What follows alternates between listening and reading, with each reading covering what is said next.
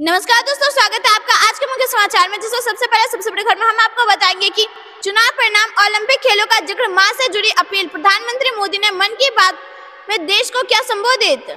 दूसरी बड़ी खबर में हम आपको बताएंगे जम्मू कश्मीर में एलओसी पर पाकिस्तान ने तोड़ा सीज फायर, भारतीय सेना ने दिया मुंहतोड़ जवाब, हाई अलर्ट जारी।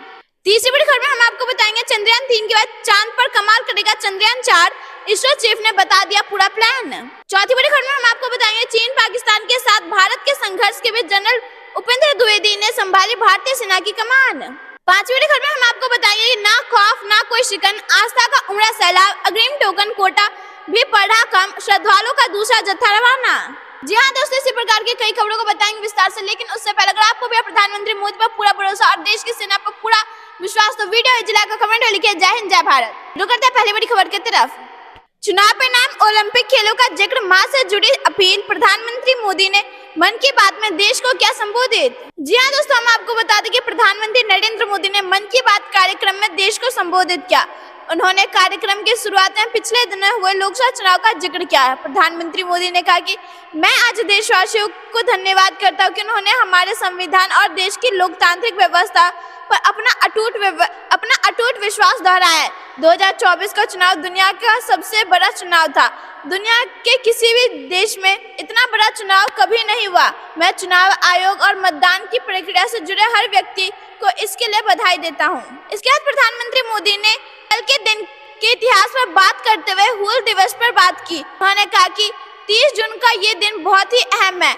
इस दिन को हमारे आदिवासी भाई बहन हूल दिवस के रूप में मनाते हैं। यह दिन वीर सिद्धों कान्हुओं के अदम्य साहस से जुड़ा है। उन्होंने विदेशी शासकों के अत्याचार का पुरजोर विरोध किया था। प्रधानमंत्री ने आगे कहा कि वीर सिद्धों कान्हुओं ने हजारों संथाली साथियों को एकजुट करके अंग्रेजी का भी जी जान से मुकाबला किया।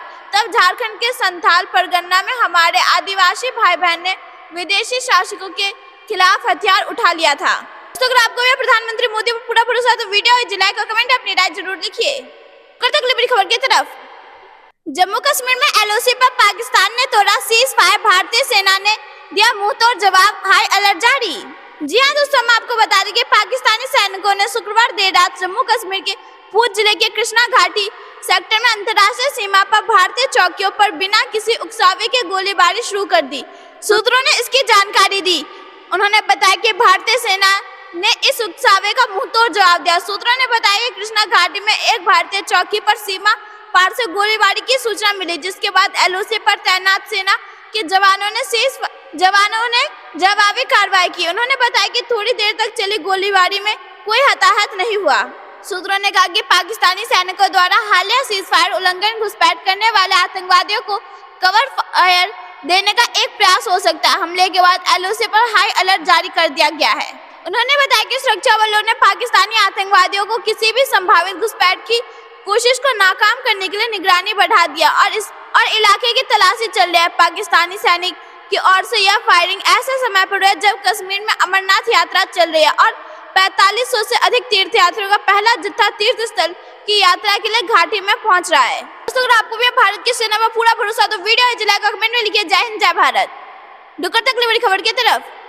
चंद्रयान 3 के बाद चांद पर कमाल करेगा चंद्रयान 4, इसरो चीफ ने बता दिया पूरा प्लान।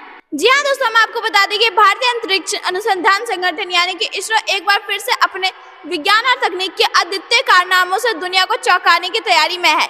इसरो के अध्यक्ष एस सोमनाथ ने हाल ही में एक इंटरव्यू में बताया कि भारत 2040 तक इंसान को चांद पर भेजने की दिशा में तेजी से कार्य कर रहा है। उन्होंने बताया कि यह मिशन चंद्रयान मिशन होगी, जो भारत को अंतरिक्ष अन्वेषण के क्षेत्र में एक नई ऊंचाई पर ले जाएगा। पिछले साल इसरो ने चंद्रमा की दक्षिण ध्रुव के निकट चंद्रयान 3 को सफलतापूर्वक उतार कर इतिहास रच दिया था। यह उपलब्धि न केवल भारत के अंतरिक्ष मिशन में मील का पत्थर साबित है, बल्कि दुनिया भर में इसरो की वैज्ञानिक क्षमता और तकनीकी कौशल की सराहना भी हुई। प्रधानमंत्री नरेंद्र मोदी ने चंद्रयान 3 की लैंडिंग साइट का नाम शिव शक्ति रखा, जो अब इसरो के आगामी चंद्र मिशन का एक महत्वपूर्ण बिंदु बनेगा। एक इंटरव्यू में एस सोमनाथ ने बताया कि इसरो का लक्ष्य शिव शक्ति पॉइंट में गहराई से समझना है। गौरतलब है कि इससे पहले चीन ने भी सफलतापूर्वक चंद्रमा से नमूने वापस लाने सफलता प्राप्त की थी। और अब भारत भी इस दिशा में आगे बढ़ रहा है। तो अगर आप ऐसा मानते हैं कि अंतरिक्ष में भारत जल्द बनने वाला सुपर पावर, तो वीडियो हिट लाइक और कमेंट अपनी राय जरूर बताइए। अगली बड़ी खबर की तरफ, ना खौफ ना कोई शिकन, आस्था का उमड़ा सैलाब, अग्रिम टोकन कोटा भी पड़ रहा कम, श्रद्धालुओं का दूसरा जत्था रवाना। जी हाँ दोस्तों, हम आपको बता दें कि शनिवार को बालटाल और पहलगाम दोनों मार्गों से अमरनाथ यात्रा करने वाले श्रद्धालुओं का दूसरा जत्था उधमपुर जिले के सीमा से सुरक्षित गुजरा। दोनों जत्थे में शामिल 201 वाहन सवा 3 घंटों में जिले की सीमा को पार किए। बालटाल मार्ग से जाने वाले 100 वाहनों में से 37 बसें और 63 छोटी यात्री वाहन शामिल थे, जिनमें 1069 श्रद्धालु सवार थे। कड़ी सुरक्षा के बीच तीर्थ यात्रियों का एक और जत्था पांथा चौक बेस कैंपस में से रवाना हुआ। इनमें 646 पुरुष, 305 महिलाएं, 87 साधु एवं 31 साध्वी शामिल थे। इस जत्थे का पहला वाहन 4:57 पर टिकरी से जिले में दाखिल हुआ और अंतिम वाहन 5:25 पर प्रवेश किया। कुल मिलाकर इस जत्थे के सभी वाहन 1 घंटे 50 मिनट में जिले की सीमा को करते हुए चैननी नासरी सुरंग में प्रवेश कर गए। इस जत्थे का हेड 6:16 और टेल 6:47 सुरंग में दाखिल हुआ। दोस्तों, अगर आप ऐसा मानते हैं कि अमरनाथ यात्रा के लिए सुरक्षा के हो चुका है पुख्ता इंतजाम, तो वीडियो हिट लाइक और कमेंट अपनी राय जरूर बताइए। अगली बड़ी खबर की तरफ, प्रधानमंत्री सूर्य घर योजना को बढ़ावा देगी योगी सरकार, कई शहरों में चलेगा अभियान। जी हाँ दोस्तों, हम आपको बता दें कि उत्तर प्रदेश में स्वच्छ ऊर्जा को बढ़ावा देने के लिए सरकार बड़े स्तर पर प्रयास कर रही है। प्रदेश में सौर ऊर्जा को बढ़ावा देने के लिए सरकार कई कार्यक्रम कर रही है। इसी कड़ी में सरकार अयोध्या, वाराणसी और गोरखपुर में पीएम सूर्य घर रूफटॉप सोलर योजना के प्रति लोगों को जागरूक करने के लिए बड़े स्तर पर एक जागरूकता अभियान की शुरुआत करने जा रही है। सरकार का यह जागरूकता अभियान इंटीग्रेटेड मार्केटिंग कम्युनिकेशंस मॉड्यूल पर आधारित होगा। इस काम को पूरा करने के लिए उत्तर प्रदेश नवीन एवं नवीनीकरण ऊर्जा अभिकरण ने काम शुरू कर दिया। ये अभियान 2 महीने तक चलेगा। इस अभियान में सरकार 2 करोड़ रुपए की धनराशि खर्च करने वाली है। यूपी नेडा जन जागरूकता बढ़ाकर प्रदेश के प्रमुख शहरों जैसे अयोध्या, वाराणसी और गोरखपुर में प्रधानमंत्री सूर्य घर रूफटॉप सोलर योजना के बारे में लोगों को बताकर इससे लोगों को जोड़ना चाहती है।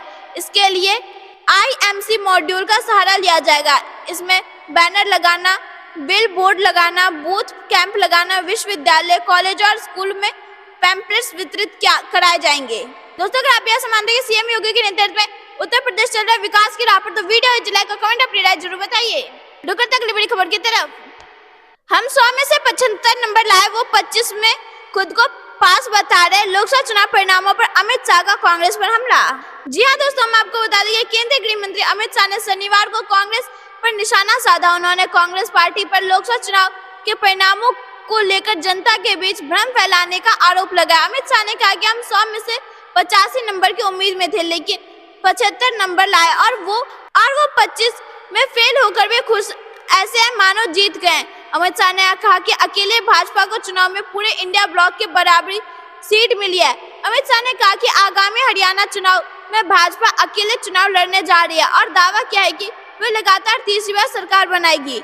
अमित शाह हरियाणा के पंचकुला में भाजपा नेताओं और पार्टी कार्यकर्ताओं को संबोधित कर रहे थे। उन्होंने कहा कि भाजपा आगामी विधानसभा चुनाव मौजूदा मुख्यमंत्री नैब सिंह सैनी के नेतृत्व में अकेले चुनाव लड़ेगी। अमित शाह ने दावा किया कि भाजपा लगातार तीसरी बार हरियाणा में सरकार बनाने जा रही है।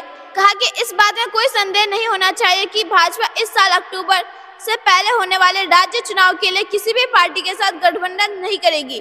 पार्टी सूत्रों शाह के हवाले से बताया कि बैठक में उन्होंने कहा कि पार्टी को किसी बैसाखी की जरूरत नहीं है। दोस्तों, अगर आप ऐसा मानते हैं कि हरियाणा के विधानसभा चुनाव में होगी बीजेपी की जीत, तो वीडियो लाइक और कमेंट अपनी राय जरूर बताइए। अगली बड़ी खबर की तरफ, भाजपा में जल्द हो सकते हैं नए अध्यक्ष की नियुक्ति, प्रधानमंत्री मोदी ने की बैठक, कई नामों की हुई चर्चा। जी हाँ दोस्तों, हम आपको बता दें कि भाजपा के राष्ट्रीय अध्यक्ष जेपी नड्डा ने केंद्र सरकार में मंत्री बनने के बाद पार्टी में जल्दी नए अध्यक्ष की नियुक्ति की जा सकती है। 4 महीने बाद होने वाले झारखंड, महाराष्ट्र, हरियाणा एवं जम्मू कश्मीर के विधानसभा चुनाव में भाजपा के लिए बेहद अहम है। उसकी तैयारी अभी से शुरू हो चुकी है। ऐसे में नड्डा पर दोहरा दायित्व के बजाय पार्टी ने नए अध्यक्ष की नियुक्ति कर सकती है। पार्टी में एक विचार कार्यकारी अध्यक्ष का भी है, लेकिन वह ज्यादा उपयोगी नहीं माना जा रहा है। भाजपा का केंद्रीय संसदीय बोर्ड जल्द ही इस बारे में फैसला ले सकता है। ऐसी स्थिति में संसदीय बोर्ड के पास नए अध्यक्ष नियुक्ति करने का अधिकार है। सूत्रों के अनुसार गुरुवार रात भाजपा के बड़े नेताओं की बैठक में बारे में चर्चा की गई। इस बैठक में प्रधानमंत्री नरेंद्र मोदी के साथ अध्यक्ष एवं स्वास्थ्य मंत्री जेपी नड्डा, रक्षा मंत्री राजनाथ सिंह, गृह मंत्री अमित शाह एवं संगठन महासचिव BL संतोष मौजूद थे। दोस्तों, अगर आप ऐसे मानते हैं कि आने वाले विधानसभा चुनाव में होगी भाजपा की जीत, तो वीडियो लाइक और कमेंट अपनी राय जरूर बताइए। रुको तक बड़ी खबर की तरफ। कर्नाटक में बीजेपी का जमकर हंगामा, घोटाले को लेकर कांग्रेस को घेरा 100% कमीशन सरकार। जी हां दोस्तों, हम आपको बता दें कि कर्नाटक में बीजेपी के नेताओं ने शुक्रवार को कांग्रेस सरकार के खिलाफ जमकर विरोध प्रदर्शन किया। बीजेपी नेताओं ने कर्नाटक महर्षि वाल्मीकि एसटी विकास निगम में कथित भ्रष्टाचार के विरोध में मैसूर क्षेत्र के सभी जिलों में धरना प्रदर्शन किया और कांग्रेस के नेतृत्व वाली कर्नाटक सरकार के खिलाफ नारे लगाए। मैसूर में भाजपा नगर अध्यक्ष एल नागेंद्र, जिला अध्यक्ष LR महादेव स्वामी और विधायक TS श्रीवास्तव के नेतृत्व में भाजपा कार्यकर्ताओं ने शुक्रवार को मैसूर के बन्नौर रोड पर पुराने डेयरी सर्किल से नए DC कार्यालय तक विरोध मार्च निकाला। उन्होंने DC कार्यालय का घेराव करने की कोशिश की, लेकिन उन्हें पुलिस ने रोक दिया और कुछ नेताओं को हिरासत में ले लिया। बाद में उन्हें छोड़ दिया गया।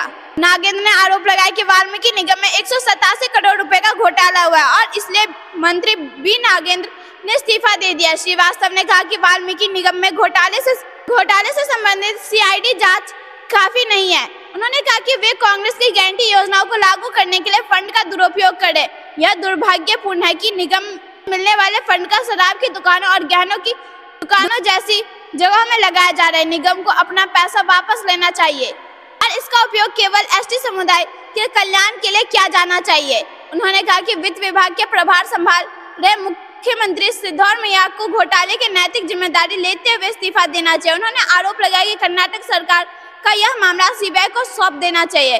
कांग्रेस नेताओं ने भाजपा के नेतृत्व वाली राज्य सरकार पर 100% कमीशन सरकार होने का आरोप लगाया, लेकिन अब कांग्रेस के नेतृत्व वाली 100% कमीशन सरकार बन गई है। आप ऐसा मानते हैं कि कर्नाटक सरकार को दे देना चाहिए इस्तीफा, तो वीडियो लाइक और कमेंट में राय जरूर बताइए। रुको तक बड़ी खबर की तरफ। हरियाणा में अपने दम पर चुनाव लड़ेगी बीजेपी, धर्मेंद्र प्रधान ने तीसरी बार चुनाव जीतने का किया दावा। जी हाँ दोस्तों, हम आपको बता दें कि हरियाणा में इसी साल विधानसभा के चुनाव है। केंद्रीय मंत्री धर्मेंद्र प्रधान को भारतीय जनता पार्टी की तरफ से हरियाणा विधानसभा चुनाव का प्रभारी बनाया गया है। केंद्रीय शिक्षा मंत्री धर्मेंद्र प्रधान ने शनिवार को पंचकुला में प्रदेश कार्यकारिणी की बैठक में हिस्सा लिया। इस दौरान उन्होंने स्थानीय बीजेपी नेताओं से मुलाकात कर चुनाव की तैयारियों का जायजा लिया। इस दौरान उन्होंने साफ ऐलान किया कि हरियाणा में बीजेपी अपने दम पर चुनाव लड़ेगी। केंद्रीय मंत्री ने मीडिया से बात करते हुए बताया कि हरियाणा में अक्टूबर महीने में चुनाव होने वाला है। लोकसभा चुनाव में हरियाणा के सहयोग से केंद्र की सरकार बनी है। तीसरी बार भी हरियाणा में भारतीय जनता पार्टी की वापसी होगी। बीजेपी एक कार्यकर्ता आधारित पार्टी है। हरियाणा चुनाव में बीजेपी कार्यकर्ता जनता के घरों तक जाएंगे। इसके साथ ही केंद्रीय मंत्री ने कहा कि हरियाणा ने देश में एक विश्वसनीयता बनाई है। लोकसभा में कांग्रेस रोड़े अटकाने का काम कर रही है। संसद में स्पीकर का भी चुनाव नहीं होता है। उन्होंने यानी कि कांग्रेस इसका चुनाव भी करवाया। ये कोई छोटी घटना नहीं है। संसद में राष्ट्रपति के भाषण में जो हुआ है वह भी यही दर्शाती है। तो अगर आप ऐसा मानते हैं कि हरियाणा में फिर से बनेगी बीजेपी सरकार, तो वीडियो लाइक और कमेंट अपनी राय जरूर बताइए। अगली बड़ी खबर की तरफ। सीएम योगी के आवास पर बीजेपी कोर कमेटी की बैठक, MLC और उपचुनाव पर चर्चा। जी हाँ दोस्तों, हम आपको बता दें कि उत्तर प्रदेश के मुख्यमंत्री योगी आदित्यनाथ के आवास पर शुक्रवार शाम को कोर कमेटी की बैठक हुई। यह बैठक करीब 40 मिनट तक चली, लेकिन इस दौरान हाल के आम चुनाव में बीजेपी के खराब प्रदर्शन में कोई बातचीत नहीं हुई। चुनाव नतीजे की समीक्षा के लिए बीजेपी ने 40 नेताओं को एक टास्क फोर्स बनाया है। यूपी में विधानसभा की 10 सीटों पर उपचुनाव हो सकते हैं। इनमें से 9 विधायक हैं जो अब लोकसभा सांसद बन गए हैं। कानपुर में समाजवादी पार्टी के विधायक इरफान सोलंकी को कोर्ट से सजा हो गई है।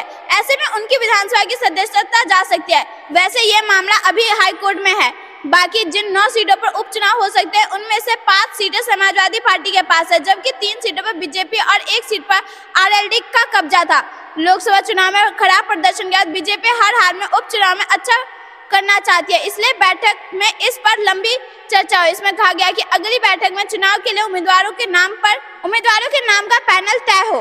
दोस्तों, अगर आप ऐसा मानते हैं कि यूपी में होने वाले उपचुनाव में होगी बीजेपी की जीत, तो वीडियो लाइक और कमेंट अपनी राय जरूर बताइए। रुको तक बड़ी खबर की तरफ। मन की बात का सीधा प्रसारण प्रत्येक बूथ पर दिखाया जाएगा। जिले में 21,000 पौधे लगाने का लक्ष्य।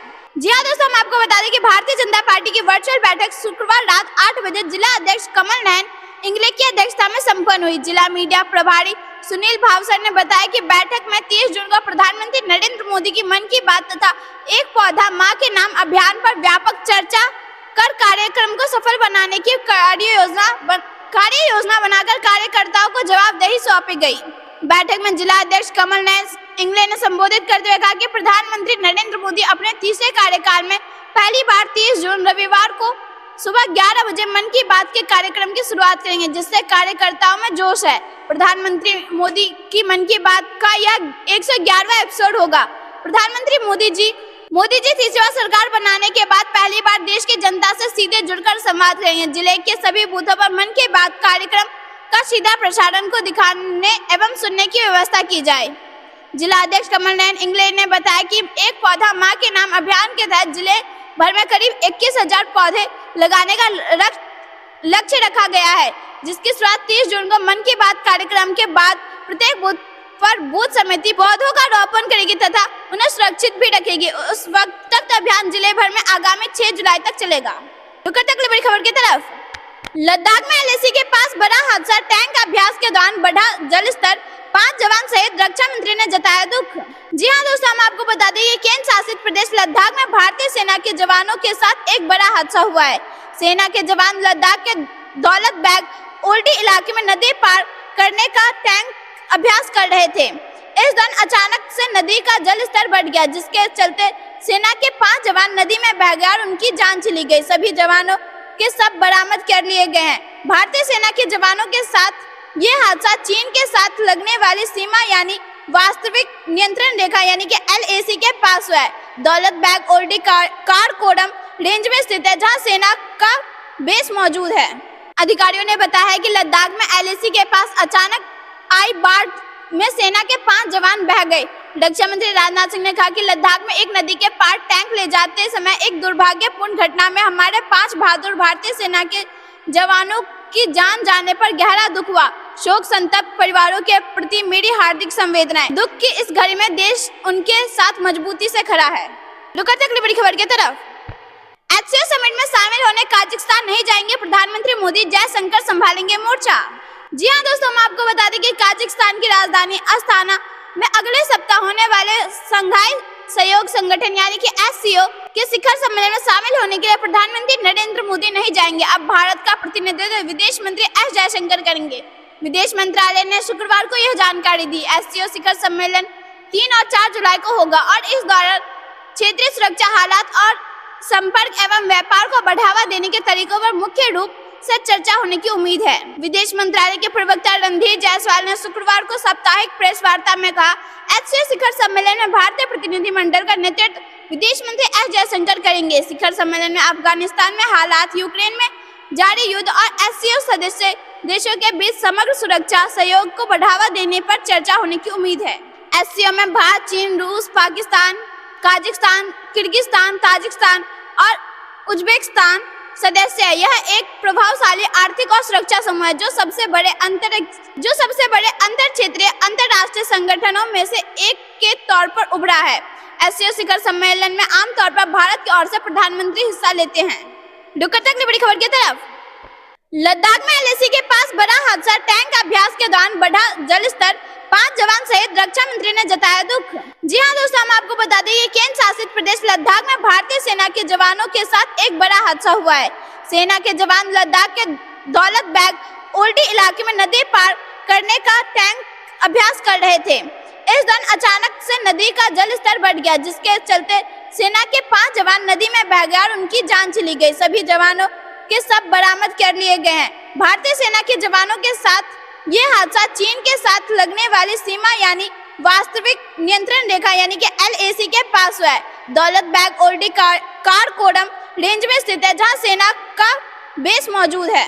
रक्षा मंत्री राजनाथ सिंह ने कहा कि लद्दाख में एक नदी के पार टैंक ले जाते समय एक दुर्भाग्यपूर्ण घटना में हमारे 5 बहादुर भारतीय सेना के जवानों की जान जाने पर गहरा दुख हुआ। शोक संतप्त परिवारों के प्रति मेरी हार्दिक संवेदनाएं। दुख की इस घड़ी में देश उनके साथ मजबूती से खड़ा है। जनता को खुश करने की बड़ी तैयारी, अधिकारियों संग बैठक कर सकते हैं प्रधानमंत्री मोदी। जी हां दोस्तों, हम आपको बता दें कि प्रधानमंत्री नरेंद्र मोदी इसी सप्ताह ये अपने आला अफसरों के साथ बड़ी बैठक करके जनहित के कार्यों की समीक्षा कर सकते हैं। लोकसभा चुनाव के परिणाम आने से पहले प्रधानमंत्री मोदी ने अधिकारियों को पहले 100 दिन का एजेंडा तैयार करने का काम सौंप दिया था।